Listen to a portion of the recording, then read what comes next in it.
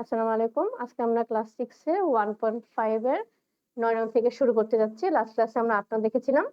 9 নং কোশ্চেনটা বোর্ডে লেখা আছে। তোমরা একটু খেয়াল করো কি বলছে কোশ্চেনটায়। দেখাও যে 5 সমস্ত 4 ভাগের 1 ও 2 সমস্ত 8 ভাগের 1 এর গুণফল এদের গসাগু ও লসাগু এর গুণফলের সমান। তার মানে কি এই দুইটা নরমালি গুণ করব ফার্স্টে আমরা। গুণ করার পর বলছি কি আবার এদের গসাগুর মান বের করতে আর লসাগুর মান।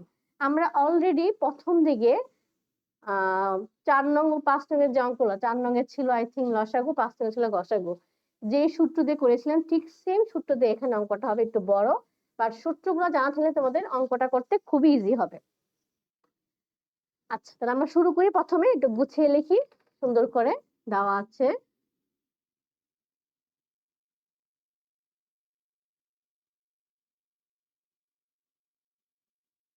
প্রথম সংখ্যা 5 সমস্ত 4 ভাগের 1 বা এটাকে আমরা এখানে ভেঙে ফেলবো। ভেঙে ফেলার নিয়ম কি? 5 আর 4 গুণ, 4 5 20 আর উপর সাথে যোগ 21। দ্বিতীয় সংখ্যা 2 সমস্ত 8 ভাগের 1 বা 8 দুগুণা 16 আর 1 যোগ করলে 17। তাহলে প্রথমে আমরা কি করব? নরমালি এই দুইটা সংখ্যা গুণ করব। সুতরাং এদের গুণফল সমান সমান কাটাকাটি গেলে করবে, না গেলে সরাসরি গুণ হয়ে যাবে। এটা অলরেডি কাটে যাবে না, গুণটা করে ফেলি হাতে হাতে। 21 গুণ 17 357। নরমালি প্রথমে বলছে ওদের গুণ করতে, করলাম। করার পর কি বলছে? এদের গসাগু আর লসাগুর মান বের করতে। আমরা করি। ফার্স্ট আগে গসাগুর পার্টটা শেষ করি। গসাগু সূত্র কি? ভগ্নাংশের লবের গসাগু আর হরের লসাগু। তাহলে আমরা করি। এখানে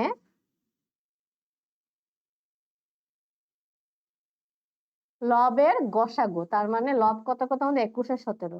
21 ও 17 এর গসাগু সমান সমান কত হয়? গসাগুর নিয়মটা আমরা কি শিখেছিলাম? দুইজনকে একই সংখ্যা দিয়ে ভাগ যাওয়া লাগবে।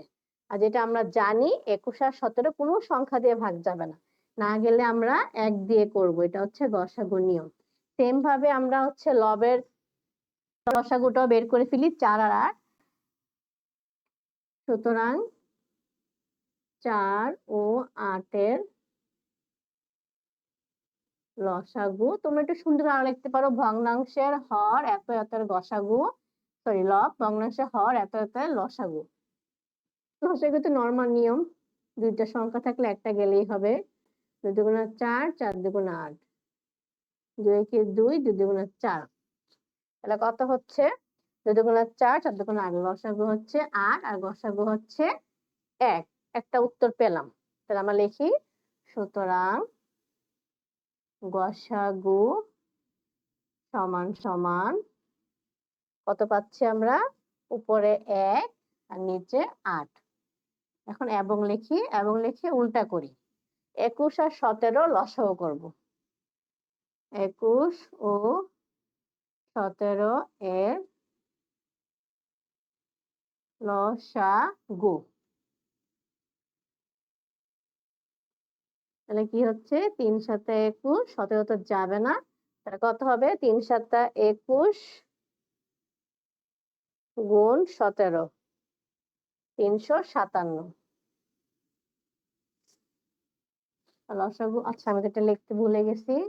সুতরাং 2 গুণ 2 গুণ 2 সমান সমান 8। একটা না দিলেও চলবে।